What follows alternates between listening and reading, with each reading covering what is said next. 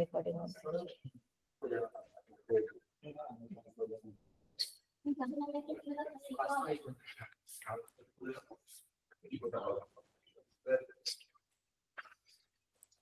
Facebook live on হয়ে গেছে, ঠিক আছে?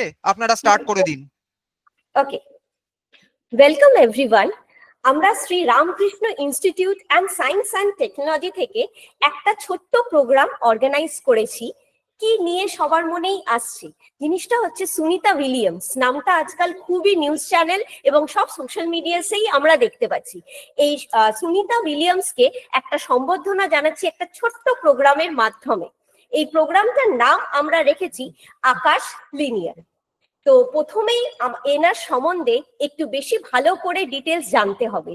সেই জানাটা, সেই কানেক্টিভিটিটা ক্রিয়েট করার জন্যই আমাদের সাথে আছেন আমাদের কলেজের ভাইস প্রিন্সিপাল স্যার অভিষেক স্যার এবং মেকানিক্যাল ডিপার্টমেন্টের senior faculty member Jayanta sir. তো ওনারা এই প্রোগ্রামটা আগে এগিয়ে নিয়ে যাবে। স্যার আপনারা আসুন। Thank you Debashree ma'am. Thank you ma'am. এখন শুরু করছি। ম্যাডাম বলে দিলেন ওমেন এম্পাওয়ারমেন্ট সেল থেকে উপস্থাপনা করছি আকাশ লিনার প্রত্যাবর্তন। আকাশ লিনা হলেন সুনিতা উইলিয়ামস। ওনার সম্বন্ধে আমরা বলা শুরু করছি। সুনিতা উইলিয়ামস একজন প্রখ্যাত মার্কিন নভোচারী, যিনি মহাকাশ অভিযানে গুরুত্বপূর্ণ অবদান রেখেছেন। তিনি 2006 সালে প্রথমবারের মতো স্পেস শাটল ডিসকভারি STS-116 মিশনে আন্তর্জাতিক মহাকাশ স্টেশন ISS যান এবং সেখানে এক্সপেডিশন 14 and 15 ফ্লাইট ইঞ্জিনিয়ার হিসেবে কাজ করেন। এই সময় তিনি 4টি স্পেসওয়াক সম্পন্ন করেন, যার মোট সময় ছিল 29 ঘন্টারও বেশি, যা মহাকাশে মহিলাদের জন্য রেকর্ড ছিল। সর্বশেষ মিশনে সুনিতা উইলিয়ামস এবং বুচ উইলমোর 2024 সালের জুন মাসে বোয়িং স্টারলাইনার ক্যাপসুলে করে ISS যান। এই মিশনটি মূলত 8 দিনের জন্য পরিকল্পিত ছিল, কিন্তু স্টারলাইনারের প্রপালশন সিস্টেমে সমস্যা এবং হিলিয়াম লিকের কারণে তাদের মহাকাশ অবস্থান প্রায় 9 মাস পর্যন্ত বাড়ানো হয়। ভারতের প্রাক্তন রাষ্ট্রপতি APJ আব্দুল কালাম সুনিতা উইলিয়ামসের মহাকাশ অভিযানের প্রশংসা করেন এবং বলেন যে ভারত ভবিষ্যতে নিজস্ব মহাকাশ নভোচারী মহাকাশে পাঠানোর জন্য কাজ করছে। তিনি উল্লেখ করেন যে ইসরো পুনঃপ্রবেশ প্রযুক্তি সফলভাবে পরীক্ষা করেছে, যা মানব মহাকাশ মিশনের প্রথম ধাপ। স্টারলাইনার ক্যাপসুলের হিলিয়াম লিকের কারণে মিশনটি বিলম্বিত হয়। হিলিয়াম লিক প্রপালশন সিস্টেমের কার্যকারিতাকে প্রভাবিত করে, যা নভোচারীদের নিরাপদ প্রত্যাবর্তনের বাধা সৃষ্টি করে। এই পরিস্থিতিতে এলন মাস্কের স্পেসএক্স এগিয়ে আসে এবং তাদের ক্রু ড্রাগন ক্যাপসুলের মাধ্যমে সুনিতা উইলিয়ামস এবং বুচ উইলমোরকে নিরাপদে পৃথিবীতে ফিরিয়ে আনেন। এলন মাস্ক এই সফল প্রত্যাবর্তনের জন্য স্পেসএক্স এবং নাসাকে ধন্যবাদ জানান এবং উল্লেখ করেন যে এই মিশনটি রাজনৈতিক কারণে বিলম্বিত হয়েছে। মিশনের সময়সীমা বৃদ্ধির প্রধান কারণ ছিল স্টারলাইনার ক্যাপসুলের প্রযুক্তিগত সমস্যা, বিশেষ করে প্রপালশন সিস্টেমের ত্রুটি এবং হিলিয়াম লিক। এই সমস্যাগুলি নভোচারীদের নিরাপদ প্রত্যাবর্তনের ঝুঁকি সৃষ্টি করেছিল, যা মিশনের সময়সীমা বাড়ানোর প্রয়োজনীয়তা তৈরি করে। সর্বশেষে সুনিতা উইলিয়ামস এবং বুচ উইলমোর 2025 সালের মার্চ মাসে স্পেসএক্স ক্রু ড্রাগন ক্যাপসুলের মাধ্যমে সফলভাবে পৃথিবীতে ফিরে আসেন, যা মহাকাশ অভিযানের ইতিহাসে একটি গুরুত্বপূর্ণ ঘটনা হিসেবে চিহ্নিত হয়েছে। নমস্কার, ধন্যবাদ।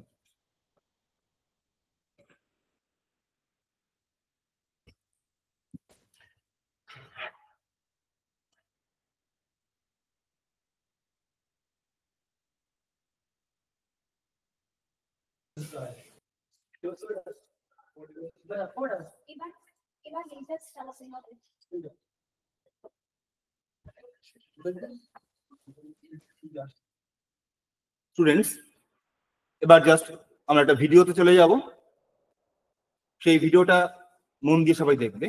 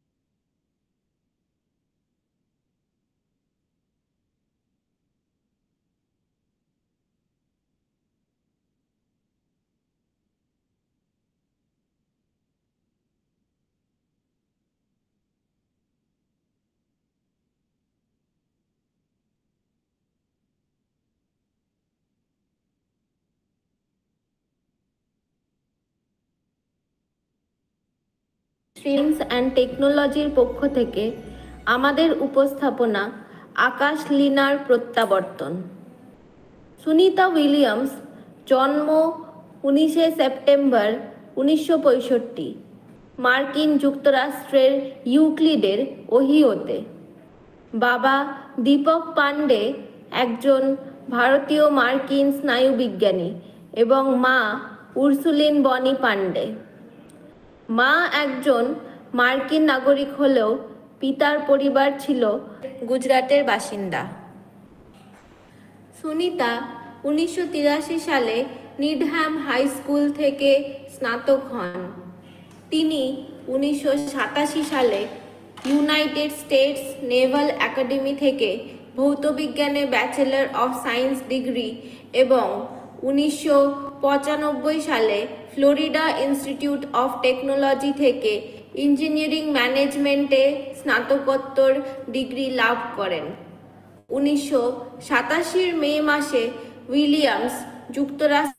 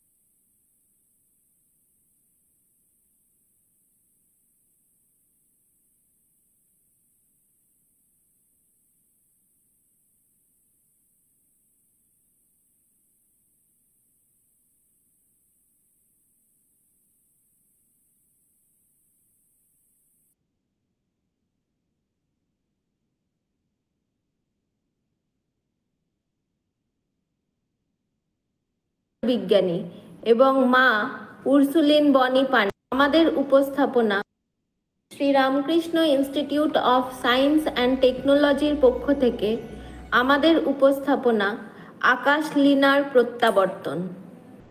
সুনিতা উইলিয়ামস, জন্ম 19শে সেপ্টেম্বর 1965, মার্কিন যুক্তরাষ্ট্রের ইউক্লিডের ওহিওতে। বাবা দীপক পান্ডে একজন ভারতীয় মার্কিন স্নায়ুবিজ্ঞানী এবং মা উর্সুলিন বনি পান্ডে। মা একজন মার্কিন নাগরিক হলেও পিতার পরিবার ছিল গুজরাটের বাসিন্দা। সুনিতা 1983 সালে নিডহ্যাম হাই স্কুল থেকে স্নাতক হন। তিনি 1987 সালে ইউনাইটেড স্টেটস নেভাল একাডেমি থেকে ভৌতবিজ্ঞানে ব্যাচেলর অফ সায়েন্স ডিগ্রি এবং 1995 সালে ফ্লোরিডা ইনস্টিটিউট অফ টেকনোলজি থেকে ইঞ্জিনিয়ারিং ম্যানেজমেন্টে স্নাতকোত্তর ডিগ্রি লাভ করেন। 1987 মে মাসে উইলিয়ামস যুক্তরাষ্ট্রের নেভাল একাডেমি থেকে উত্তীর্ণ হয়ে ইউএস নেভিতে নিযুক্ত হন।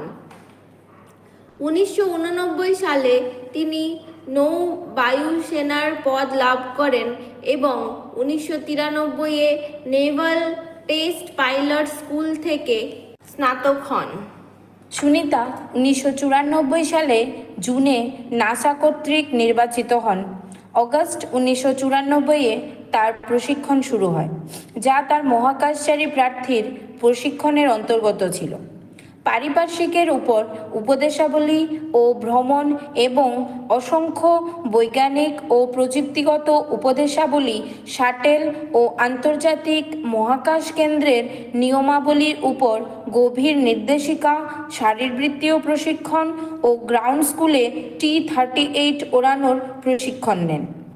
তিনি প্রশিক্ষণ ও মান নির্ধারণকালে ISS-এ রাশিয়ার সহযোগে মস্কোর রাশিয়ার স্পেস এজেন্সিতে ISS-এ প্রেরিত প্রথম এক্সপিডিশন এর কুশলীদের সঙ্গে কাজ করেন। এক্সপিডিশন 1 প্রত্যাবর্তনের পর উইলিয়ামস রোবোটিক্স শাখায় ISS রোবোটিক্স আর্ম এবং তার সঙ্গে সম্পর্কযুক্ত স্পেশাল পারপাস ডেক্সটারাস ম্যানিপুলেটরের ওপর কাজ করেন। তিনি NEEMO-2 অভিযানের একজন কুশলী সদস্য ছিলেন এবং জলতলে জলজ প্রাণীর বাসস্থানে 2002 সালের মে মাসে 9 দিন কাটান। এক্সপিডিশন 14-এর কলাকুশলীদের সঙ্গে মিলিত হওয়ার জন্য 7 ডিসেম্বর 2006-এ সুনিতাকে শাটেল ডিসকভারি করে STS-116-র সাহায্যে ইন্টারন্যাশনাল স্পেস স্টেশনের উদ্দেশ্যে উৎক্ষেপণ করা হয়। এপ্রিল 2007-এ এক্সপিডিশন 15-র পরিবর্তনের জন্য রুশ কুশলী সদস্যদের ফিরিয়ে আনা হয়। সুনিতা উইলিয়ামস 2007 সালের 31 জানুয়ারি, 4 ফেব্রুয়ারি এবং 7 ফেব্রুয়ারি মাইকেল লোপেজ ও অ্যালেগ্রিয়ার সঙ্গে ISS থেকে 3 বার মহাকাশে পদচারণা করেন। তৃতীয় মহাকাশ পদচারণাকালে সুনিতা মহাকাশ কেন্দ্রের বাইরে 6 ঘন্টা 40 মিনিট কাটান এবং 9 দিনে 3 বার মহাকাশে পদচারণা করেন। তার 4 বার মহাকাশে পদচারণা করতে 27 ঘন্টা 17 মিনিট সময় লাগে। এর ফলে তিনি দীর্ঘতম মহাকাশ পদচারণায় ক্যাথরিন সির রেকর্ডকে ছাপিয়ে যান। শোনা যায় তার দৌড়ের সময় অন্য কুশলী সদস্যরা তাকে উৎসাহ যোগান এবং স্পেসে কমলালেবু উপহার দেন।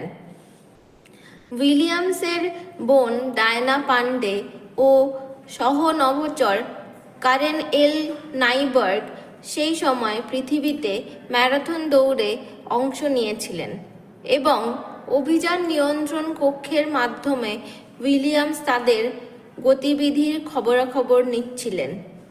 2004 সালে সুনিতা আবার বস্টন ম্যারাথনে অংশগ্রহণ করেন। তৃতীয়বার 2024 সালের জুন মাসে আবার আন্তর্জাতিক মহাকাশ স্পেস স্টেশনে পৌঁছান Boeing crew flight test mission নিয়ে। কিন্তু সেই ক্যাপসুলটি পরীক্ষামূলকভাবে অসফল হওয়ায় সেটাতে সুনিতা এবং তার সহনভোচরকে ফিরিয়ে আনতে পারেনি। 8 দিনের সেই মিশন ক্রমেই মাস পেরোতে থাকে। 9 মাসেরও বেশি সময় মহাকাশে আটকে থাকার পরে 14 মার্চ 2025-এ পৃথিবীতে ফিরেছেন সুনিতা উইলিয়ামস। আমেরিকার ধনকুবের এলন মাস্কের সংস্থা স্পেস এক্সের ফ্যালকন 7 রকেট মহাকাশযান ড্রাগন ক্যাপসুলকে পৌঁছে দিয়েছিল নির্দিষ্ট কক্ষপথে। জানা যায় ভারতীয় মুদ্রায় এটা বানানোর খরচ পড়েছিল 595 কোটি টাকা। এই ক্যাপসুল করেই সুনিতারা পৃথিবীতে অবতরণ করেন। সুনিতা উইলিয়ামস তার জীবনযাত্রায় যেসব সম্মান ও পুরস্কার লাভ করেন সেসব হল নৌবাহিনীর প্রশংসা পদক, নৌবাহিনী ও মেরিন কর্পস অ্যাচিভমেন্ট মেডেল, মানবিক সেবা পদক, পদ্মভূষণ ভারত সরকার দ্বারা, honorary doctorate Gujarat technological university থেকে এবং সর্দার বল্লভভাই প্যাটেল বিশ্ব প্রতিভা পুরস্কার। যে প্রজেক্টে তিনি ৮ দিনের জন্য মহাকাশ পাড়ি দিয়েছিলেন, হঠাৎ এক যান্ত্রিক ত্রুটির কারণে সেখানে আটকে পড়েন। অনিশ্চিত হয়ে পড়ে তার পৃথিবী ফিরে আসা। মহাকাশ, যা আমাদের কাছে এক কল্পনা মাত্র, সেখান থেকে কাজ করা আমাদের অর্থাৎ বিশ্ববাসীদের জন্য এক অনুপ্রেরণা। সুনিতা উইলিয়ামসের জীবনের কথা বাস্তব অনুপ্রেরণা, এক উজ্জ্বল দৃষ্টান্ত। স্বপ্নের আকাশ ছোঁয়ার ইচ্ছা যখন অদম্য শক্তি এবং কঠোর পরিশ্রমের সাথে মিশে যায়, তখনই জন্ম হয় এমন এক অনন্য অনুপ্রেরণা যা বিশ্ববাসীকে গর্বিত করে তুলেছে। তিনি ৮ দিনের যাত্রাকে সফলভাবে ৯ মাস কাটিয়ে আবার পৃথিবীতে প্রত্যাবর্তন করে বুঝিয়ে দিয়েছেন জীবনের কোনো বাধাই আমাদের উদ্দেশ্য এবং অদম্য ইচ্ছাকে আটকাতে পারে না। যখন বিশ্ববাসীদের কাছে, পরিবারের কাছে সুনিতা উইলিয়ামসের ফিরে আসা পুরোপুরি অনিশ্চিত হয়ে পড়েছিল, তখন তিনি মহাকাশে বোয়িং ক্রিউ ফ্লাইট টেস্টের মিশন নিয়ে ব্যস্ত। তিনি স্পেস ওয়ার্ক করেন, লেটুস গাছ উৎপাদন করেন, দীপাবলির শুভেচ্ছা বার্তাও পাঠান পৃথিবীবাসীর জন্য। আমাদের এই শিক্ষা নেওয়া উচিত যে জীবনের হাজারো বাধা, বিপত্তি ও কাজের উদ্দীপনাকে ভাঙতে পারে না যদি সেই কাজের প্রতি সঠিক একাগ্রতা, লক্ষ্য এবং নিজের উপর বিশ্বাস ও জয় করার ক্ষমতা থাকে। সুনিতা উইলিয়ামস শুধু নারী শক্তি নয়, বিশ্ব মানব শক্তির প্রতীক। ধন্যবাদ।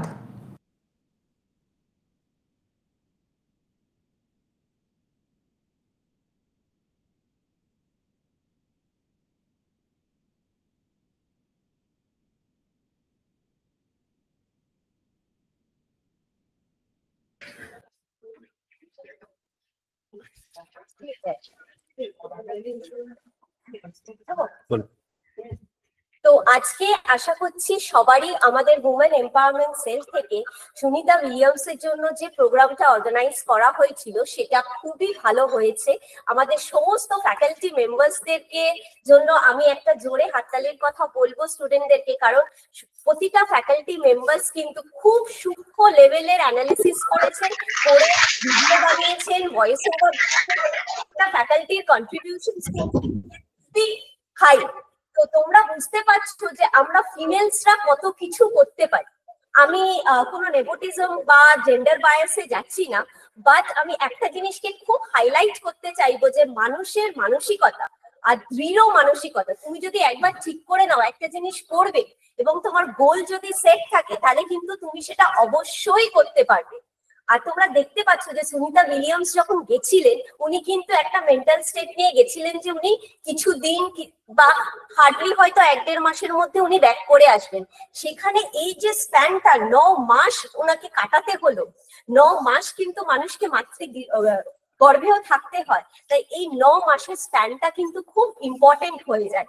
তো এই যে কিছুদিন থেকে ৯ মাস, এই যে টাইমটা লাগলো, এখানে তাদের যে মেন্টাল স্টেটটা ছিল, কিভাবে সেই মেন্টাল স্টেটটাকে ওভারকাম করলেন, সবকিছুই কিন্তু এই ভিডিও এবং কথোপকথনের মাধ্যমে আমরা সবাই চেষ্টা করেছি হাইলাইট করার, যতটুকু সম্ভব করা যায়। তো থ্যাংক ইউ সো মাচ সবাইকে। আজকে আমরা এখানেই আমাদের প্রোগ্রামটা কনক্লুড করছি। Thank you. না, আমি একটা কথা বলতে চাইছিলাম যে বলুন। হ্যাঁ, যে মোরাল, আমরা লাইফের সমস্ত বিষয় থেকে আমরা মোরাল পাই। তো সুনিতা উইলিয়ামস এর এই ফিরে আসা, মানে যাওয়া থেকে ফিরে আসার মধ্যে যে পুরো টাইম স্প্যানটা, এইরকম পরিস্থিতিতে গিয়ে মানুষ কিভাবে নিজেকে কোপ আপ করবে যে কোনো স্ট্রাগলে, সেই বিষয়টা কিন্তু উনি আমাদেরকে খুব ভালো করে শিখিয়ে দিয়ে গেছেন। আমাদের প্রত্যেকের ওনার কাছ থেকে অনেক কিছুই শেখার আছে। এটাই আমরা শিখবো জীবনে। জীবনে চলার পথে আমাদের অনেক বাধা আসবে, কিন্তু সেগুলোকে অতিক্রম করার মানসিকতা, মেন্টাল স্টেটটা আমাদের রেডি রাখতে। Thank you all. আমরা এখানেই আমাদের প্রোগ্রাম শেষ। থ্যাংক ইউ সবাইকে। শুভ করতে হবে। বাহ,